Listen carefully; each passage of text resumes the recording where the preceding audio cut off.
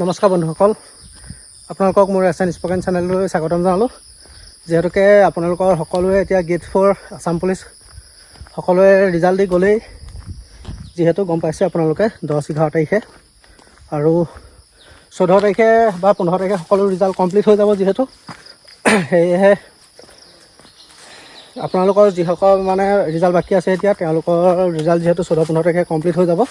যিহেতু আমাৰ ADR 4th গেটৰ আছে আৰু সেয়েহে যিসকলে মানে আমাৰ কামাণ্ডো বেটেলিয়নৰ 4th গেটত চাকৰি পাইছিলে তেওঁলোকে ইয়াতে যিহেতু মান্দাকাটা, মই বৰ্তমান আছোঁ মান্দাকাটাত, আৰু যিমান পাইছিলে ল'ৰা হওক ছোৱালী হওক সকলো কেণ্ডিডেট যিহেতু মান্দাকাটাতে জইনিং কৰিবহি লাগিব। যোৱাবাৰ যিহেতু আছিলে কিবা কেণ্ডিডেট কম কাৰণে কিজানি নিজৰ নিজৰ হেডকোৱাৰ্টাৰত জইনিং কৰিবও দিব পাৰে, সেইটো নাজানো, কিন্তু আমি ইয়াতে জইনিং কৰিছিলোঁহি। আজি 2-2.5 বছৰ পিছত আকৌ ইয়াত পুনৰ ডিউটিত পঠিয়ালে। সেয়েহে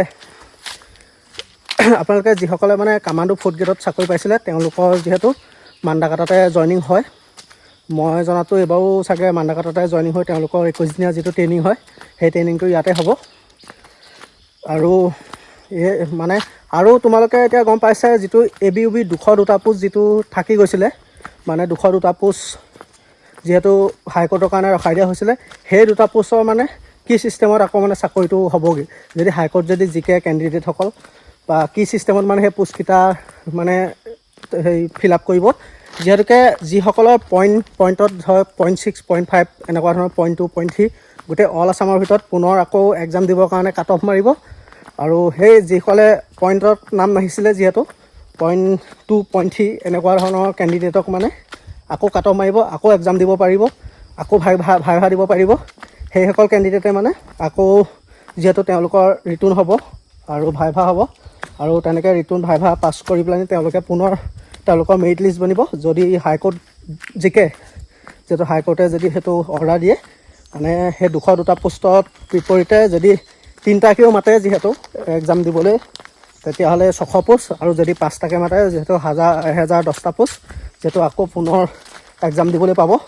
এতিয়া কেইটাকে মাতে সেইটো এতিয়ালৈকে গম পোৱা নাই, যিহেতু 600ও মাতিব পাৰে আৰু 5টাকে মাতিলে 1010টা মাতিব পাৰে। আৰু সেই তাৰ ভিতৰে 202জন কেণ্ডিডেটে চাকৰি পাব যিহেতু। আৰু সেয়াই আছিলে ABUB কথা ক'লোঁ, যিটো আমাৰ 202টা পোষ্ট যিটো পষ্টপন কৰি দিয়া হৈছিল, পষ্টপন নহয় আচলতে হোল্ড কৰি দিয়া হৈছিল, যিটো আমাৰ হাইকোৰ্ট লাগি আছে বুলি যিটো আমাৰ ৰখাই দিয়া হৈছিল। আৰু যিসকল গেট 4 কেণ্ডিডেট তেওঁলোকে ইয়াতে আমাৰ এই মান্দাকাটা এৰিয়াটো ইয়াতে ট্ৰেইনিং কৰিবলৈ আহিব লাগিব। যিহেতু ময়ো এতিয়া ইয়াতে আছোঁ বৰ্তমান, ব্লিচিং পাউডাৰ আনিছোঁ, যিহেতু আমি য'ত থাকিবলৈ দিয়া হৈছে তাত অলপ চাফ চিকুণ কৰিম আমি জেগাবোৰ। সেয়েহে মোৰ লগৰজনে চফা কৰি আছে আৰু মই আহিলোঁ ব্লিচিং পাউডাৰ আনিবলৈ। আৰু দেখাই আছোঁ আপোনালোকক মান্দাকাটা এৰিয়াটো কেনেকুৱা কি কথা সকলো। তোমালোকে যদি চাব বিচাৰা কমেণ্ট কৰিবা, যিমান পাৰোঁ দেখাবলৈ চেষ্টা কৰিম। আৰু আজিলৈ ইমানেই। তোমালোকৰ যদি কিবা গেট 4ৰ ওপৰত কিবা থাকে মোক কমেণ্ট কৰিবা, যিহেতু ময়ো এজন 4th বৰ্গৰ কৰ্মচাৰীয়ে গম পায়েই কামাণ্ডো বেটেলিয়নৰ। আমাৰ জইনিং 1st কামাণ্ডো বেটেলিয়ন যিটো গুৱাহাটীত আছে আমাৰ মান্দাকাটাত, তাতে আমি জইনিং কৰিছিলোঁহি, গম পায়েই। এয়াই আৰু পৰিৱেশ, কি সুন্দৰ পৰিৱেশ। তাৰ পৰা আহি আছোঁ আৰু এতিয়া ওপৰত যাম, যিহেতু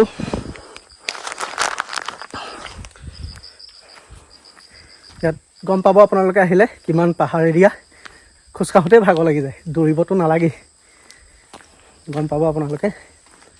আৰু যিহেতু ইয়াৰ পৰা আমাক হাৰিয়ানা নিব, আৰু সেই হাৰিয়ানাত যিহেতু NSG আমাৰ মানকাছাত যোনটো ট্ৰেইনিং চেণ্টাৰ আছে তাত আমাৰ ট্ৰেইনিঙৰ কাৰণে নিব।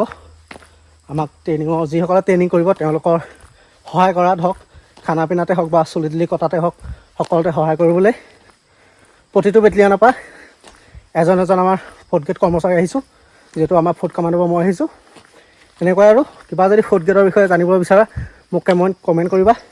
ট্ৰেইনিঙত কি বস্তু লৈ যাব লাগে, কি লাগে, ইমানেই। আৰু আজিলৈ ইমানেই ভিডিঅ'টো। তোমালোকে মোৰ চেনেলটো ছাবস্ক্ৰাইব কৰি থ'বা, যিহেতু নেক্সট ভিডিঅ' আহি আছে মান্দাকাটাৰ পৰা। আৰু আজিলৈ ইমানেই, বাই বাই।